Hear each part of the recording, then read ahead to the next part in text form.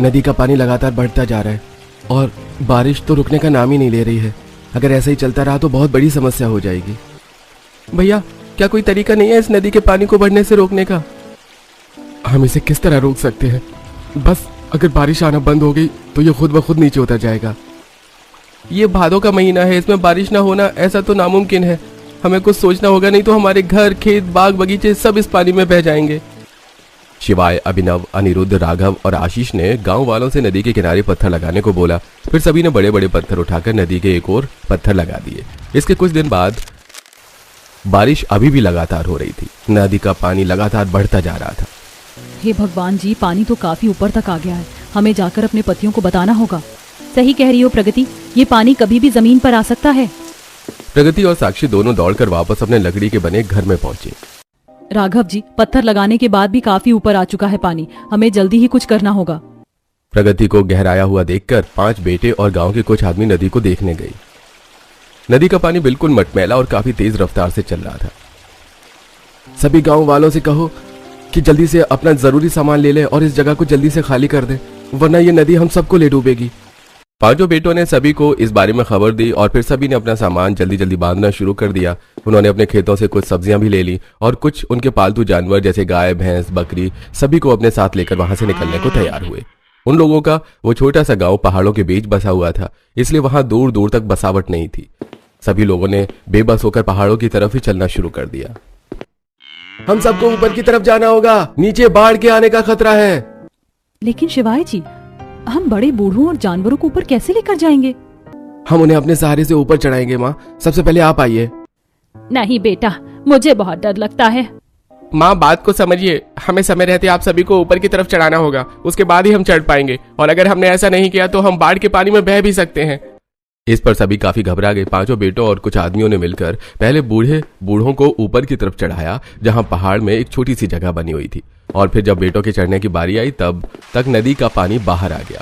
पानी में लगातार लहरें उठने लगी और वो बड़ी ही तीव्र गति से उनकी तरफ बढ़ रहा था। भैया जल्दी कीजिए। अभिनव बेटा, राघव, अपने भाई की मदद कर।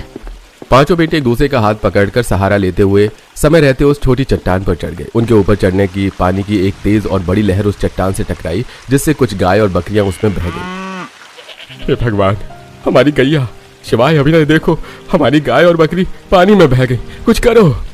5 बेटों ने गाय और बकरी को बचाने के लिए छोटी छोटी चट्टानों पर कुड़कर उन तक पहुंचने की कोशिश की। अनिरुद्ध के हाथ में एक बकरी का पैर आ गया और उसने उसे पानी से खींच लिया, लेकिन बाकी सारी गाय बकरियां पहुंच से दूर जा चुकी थी। हे भगवान, ये क्या हो गया? हमसे तो एक ही झटके में सब कुछ छिन गया। हमारा घर, खेत, बाग, हमारे पालतू जानवर भी। अब हम कहाँ जाएंगे? आप रोइए मत माँ जी, सब ठीक हो जाएगा। सभी गांव वाले उस पहाड़ की ओट में उस छोटी चट्टान पर बेबस होकर बैठे हुए थे। तूफान इतना बढ़ गया था कि वहां भी बारिश की ठंडी बूंदें उनके शरीर पर पड़ रही थी, लेकिन उन्हें इस बात की परवाह बिल्कुल नहीं थी, क्योंकि आसमान से ज्यादा आज उनकी आंखें बरस रही थी। सभी सावधान हो जाइए, मुझे लगता है कि हमें यहाँ से भी निकलना होगा। पानी का स्तर बढ़ता जा रहा है। सभी गांव वालों ने बात मानकर पहाड़ों के बीच चलना शुरू किया। काफी देर तक चलते चलते वो काफी ऊपर आ गए, लेकिन अभी तक उन्होंने ठहरने की कोई भी ठीक जगह नहीं मिली थी। अरे और कितना चलना होगा इस बूढ़ी औरत के शरीर में? अब और चलने की क्षमता नहीं है। माँ जी, आप मेरी पीठ पर आ जाइए, आपको चलने की कोई जरूरत नहीं है। अभिनव ने वंदना को अपनी पीठ पर लिया और फिर दोबारा चलना शुरू किया। चलते चलते वो लोग काफी ऊंचाई पर आ चुके थे, जहाँ एक साइड सिर्फ खाई थी। संभाल कर, सभी एक दूसरे को पीछे से पकड़ कर चलो। सभी एक दूसरे को पीछे से पकड़कर चलने लगे। जमीन पर बारिश की वजह से काफी फिसलन थी। ऐसे में अभिनव ने बूढ़ी और वंदना को अपनी पीठ पर लिया था, जिसके कारण उसका पैर फिसल गया। लेकिन खुशकिस्मती से आसपास के लोगों ने तुरंत ध्यान देकर अभिनव और वंदना को खाई में गिरने से बचा लिया। अभिनव, काकी को नीचे उतारकर इनका हाथ पकड़कर चलो। यहाँ हमें हर एक कदम बहुत ही बड़ी सावधानी से रखना होगा, जरा सी गलती से हमारी जान जा सकती है। लोगों ने फिर और ज्यादा सावधानी से चलना शुरू किया। चलते चलते वो एक ऐसी जगह पर पहुंच गए जो उन्होंने पहले कभी नहीं देखी थी। ये क्या? इन पहाड़ों पर तो खाली जमीन भी पड़ी हुई है और यहाँ कितने सारे पेड़ हैं। ये एक और जमीन है जो ऊंचाई पर बनी है, जिसकी वजह से ये 2 भागों में बटी हुई है। और देखो, वहाँ थोड़ी दूर पर एक नदी भी बह रही है। सभी गांव वालों ने देखा कि पहाड़ पर 2 जमीनें आमने सामने थी। वहां उनके बीच में एक खाई थी। नदी से बहता पानी जगह जगह पत्थरों से टकराकर नीचे खाई में गिर रहा था। नीचे का पानी तो बाढ़ की वजह से काफी गंदा हो चुका है, लेकिन ये पानी काफी साफ है। हम इसे पीने के काम में ले सकते हैं। सभी ने उस नदी से पानी पिया और अपने हाथ, मुंह और पैरों को धोया। उसके बाद सभी वहां आराम करने बैठ गए। बहुओं ने वहीं पेड़ों से लकड़ी तोड़कर आग जलाई और उस पर सभी के लिए खाना बनाया। क्या हम इस जगह पर अपना बसेरा नहीं कर सकते? ये जगह तो काफी अच्छी है।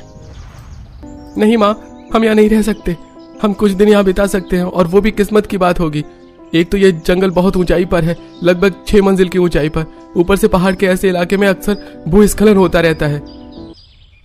हाँ भैया ठीक कह रहे हैं, पहाड़ के इन हिस्सों में लोग रोड बनाते हैं, लेकिन यहाँ कोई रोड नहीं है, इसलिए ये जगह खाली पड़ी हुई है। दोनों भाइयों के समझाने पर गांव वालों को सारी बात समझ में आ गई। उन्होंने वहां खाना खाया, पानी पिया और कुछ देर आराम किया, लेकिन उनके मन में भूस्खलन होने का डर बना हुआ था। सूरज ढल रहा था, शाम होने वाली थी। अचानक ही जमीन में हलचल शुरू हो गई। भाभी, मुझे चक्कर आ रहे हैं, यहाँ पर जमीन सच में हिल रही है। अरे नहीं, जिसका डर था वही हो रहा है। जल्दी यहाँ से चलो। अचानक ही पहाड़ से छोटे पत्थर गिरने लगे। सभी गांव वाले अपनी जान बचाकर नीचे की ओर भागे। नीचे की जमीन तिरछी बनी हुई थी। उन्होंने धीरे धीरे उसे उतरना शुरू किया। उन्होंने देखा कि पहाड़ के अंदर छोटी छोटी गुफाएं बनी हुई थी। अपनी जान बचाते हुए सभी उन गुफाओं में चले गए। शुक्र है भगवान का कि यहाँ गुफाएं भी बनी हुई हैं, वरना हम सब मारे जाते।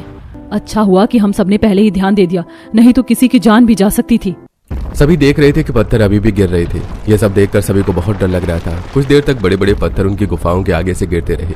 कुछ उनकी गुफाओं से टकरा भी रहे थे। अब मुझे नहीं लगता हम इससे आगे जा सकते हैं। अब जब तक बाढ़ का पानी उतर नहीं जाता तब तक हमें यहीं रहना होगा। लेकिन हम यहाँ रहेंगे कैसे? हाँ, यहाँ से बाहर की जमीन तिरछी है। हम कोशिश करें तो रह सकते हैं। उसके लिए हम अपने साथ जो सामान लेकर आए हैं, हमें उनकी मदद चाहिए होगी।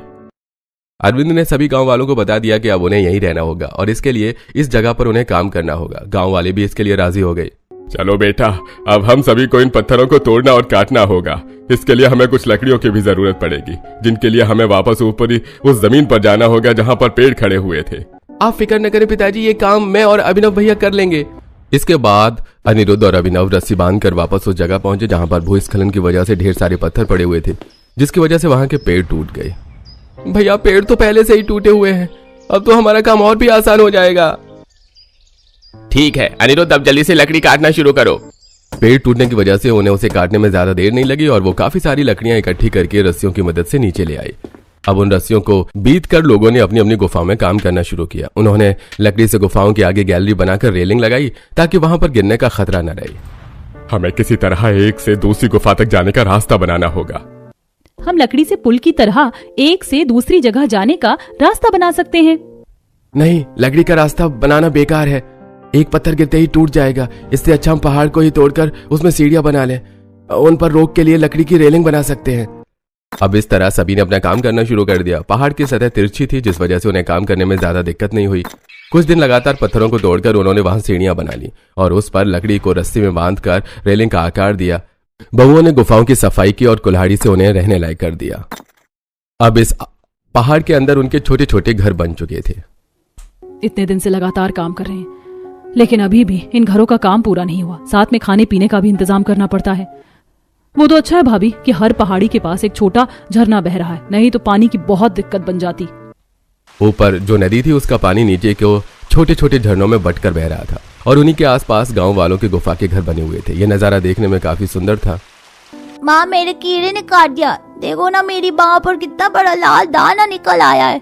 लाओ, मैं इसे धोकर इस पर कुछ जड़ी बूटी लगा देती हूँ। मंदिरा मनु को अपने साथ जीने पर लेकर गई जहां से एक छोटा झरना बह रहा था। मंदिरा ने मनु को बांह धुलाई और फिर उस पर कुछ जड़ी बूटी लगाई। अब सभी उसी तरह गैलरी में आकर हाथ बढ़ाकर झरनों से हाथ धोते और बर्तन में पानी लिया करते। अंशिका एक पतीले में पानी लेने आई तो उसने देखा कि पिंकी और राजू जीने से गुफाओं तक आना जाना करते हुए खेल रहे थे। पिंकी, राजू, बेटा तुम्हें डर नहीं लग रहा है? कितनी ऊंचाई है और तुम जीने पर खेल रहे हो। चलो जल्दी से गुफा के अंदर आ जाओ।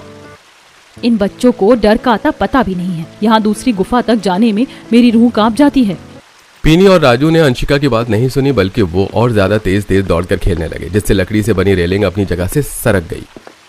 अरे नहीं, मुझे बच्चों को लेकर आना होगा। अंशिका तेजी से बच्चों के पास दौड़ी और उन्हें वापस लेकर आई। तुम दोनों पागल हो गए हो क्या? पता है वो जगह कितनी खतरनाक है। वहाँ से गिर गए तो तुम्हें कोई नहीं बचा पाएगा।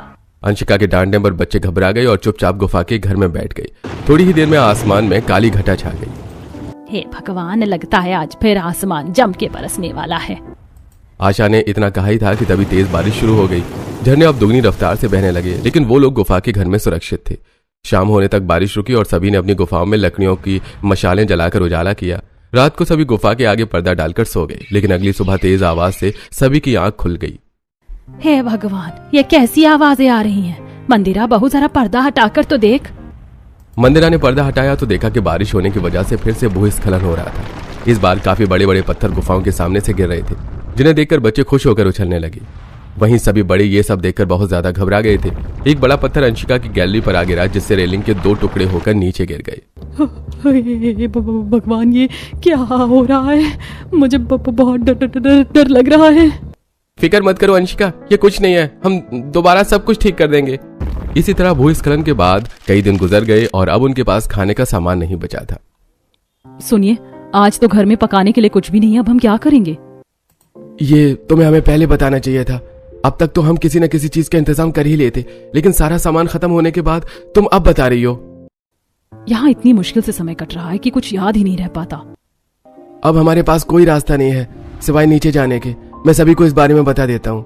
नीचे जाने का नाम सुनकर मंदिरा काफी हैरान हो गई। उसने शिवाय को रोकने की कोशिश की, लेकिन वो जानती थी कि अगर वो नीचे नहीं गए तो वो हमेशा के लिए यहीं फंस जाएंगे।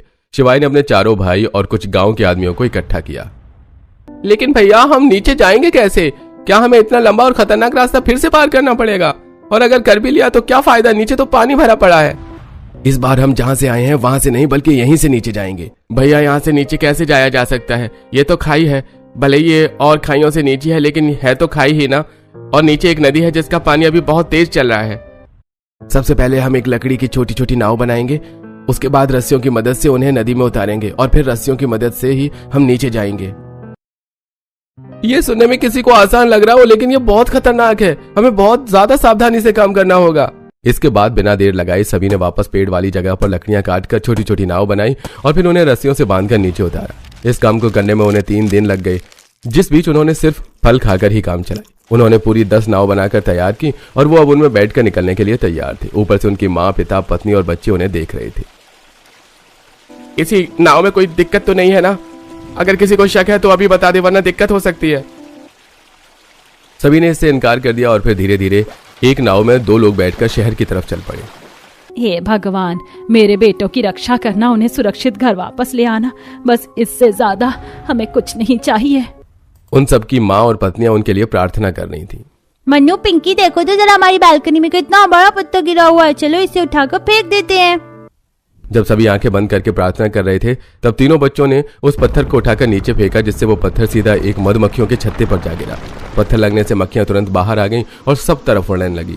जब बहुओं ने उनकी आवाज सुनी तो वो काफी घबरा गई। उन्होंने बच्चों को गुफा के अंदर खींचा और फिर पर्दे को ढककर कस के पकड़ लिया। क्यों डरा रही हो भाभी? एक तो पता नहीं अचानक ही मक्खियां कहाँ से आ गई, ऊपर से तुम ऐसी बातें कर रही हो।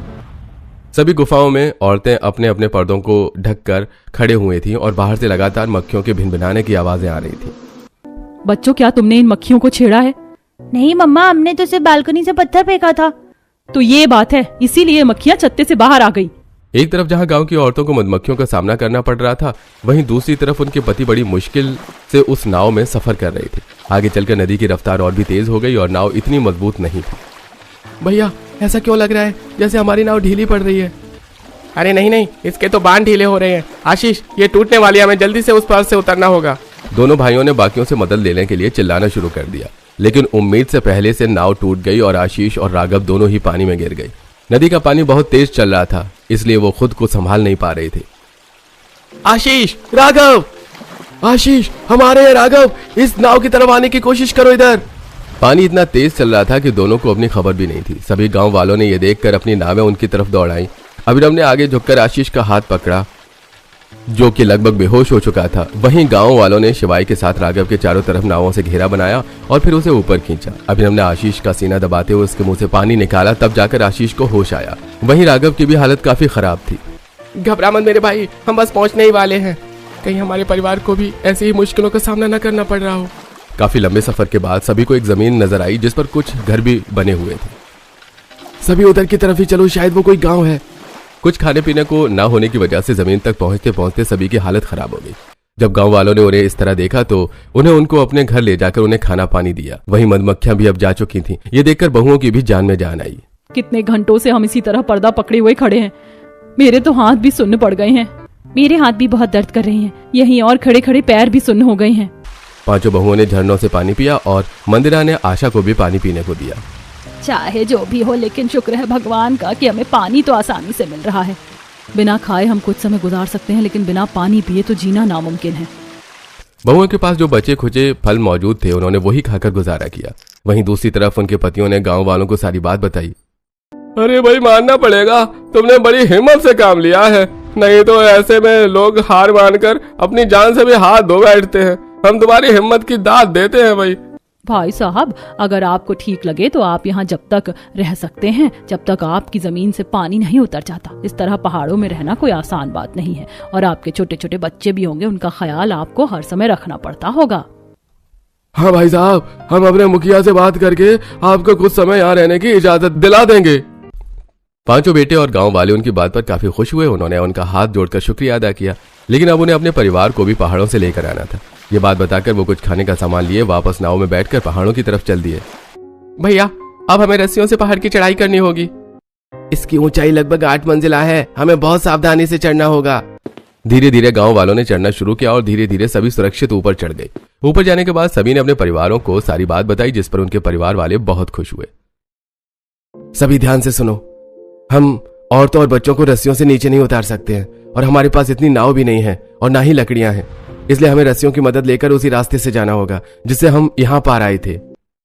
सभी गांव वालों ने वापस उसी कठिन रास्ते से नीचे उतरना शुरू कर दिया, लेकिन इस बार वो रस्सियों को पकड़कर नीचे उतर रहे थे, जिससे उन्हें नीचे आने में ज्यादा दिक्कत नहीं हुई। और फिर उन्होंने पहाड़ों के नीचे वाले हिस्से से चलना शुरू किया, लेकिन आगे चलकर सिर्फ पानी ही पानी था। यहाँ से हमें नाव की जरूरत पड़ेगी। पांचों बेटों और सभी गांव वालों ने इस बार बड़ी बड़ी नाव बनाने की शुरुआत की। उन्होंने बड़ी लकड़ियों को काटा और रस्सियों की मदद से उन्हें जोड़कर 4 बड़ी नाव तैयार की और फिर उसमें बैठकर गांव की ओर जाने लगे। चलते चलते ही आधे रास्ते में बारिश शुरू हो गई। ए भगवान जी, हमने कम परेशानियों का सामना किया जो अब ये बारिश भी शुरू हो गई। अभिनव जी, नाव को तेज चलाइए, वैसे भी आजकल इतनी बाढ़ें आ रही हैं। दिव्यांका ने इतना बोला ही था कि तभी पीछे से एक बड़ी लहर उठने लगी। गांव की जमीन काफी करीब थी। सभी आदमियों ने एड़ी चोटी का दम लगाते हुए नाव को तेजी से चलाया और आखिरकार लहर के पहुंचने से पहले सभी गांव तक पहुंच गए। सभी ने भगवान का शुक्रिया अदा किया और अब उन्होंने देखा कि उन्हें रहने के लिए एक जमीन मिल चुकी थी।